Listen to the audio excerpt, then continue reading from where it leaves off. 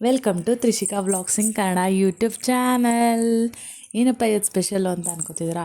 ಏನಿಲ್ಲ ರೀ, ಇನ್ನೇನು ಸಮ್ಮರ್ ಬಂತಲ್ಲ.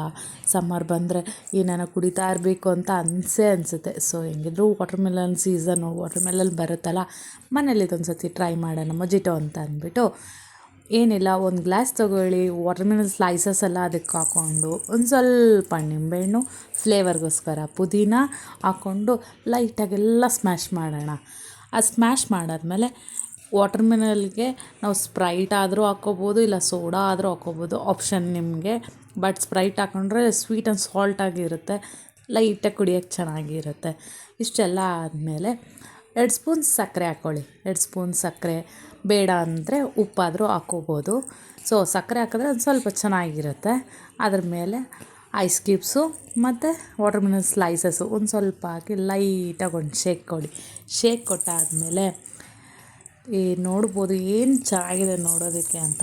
ಹಾಗೆ ಕುಡಿಯೋದಕ್ಕೂ ಸೂಪರಾಗೇ ಇರುತ್ತೆ.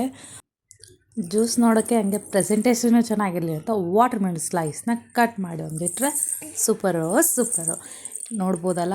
ಈ ವಿಡಿಯೋ ನಿಮ್ಗೆ ಇಷ್ಟ ಆಗಿದ್ದರೆ ಲೈಕ್, ಶೇರ್, ಸಬ್ಸ್ಕ್ರೈಬ್ ಮಾಡ್ತಾಯಿರಿ.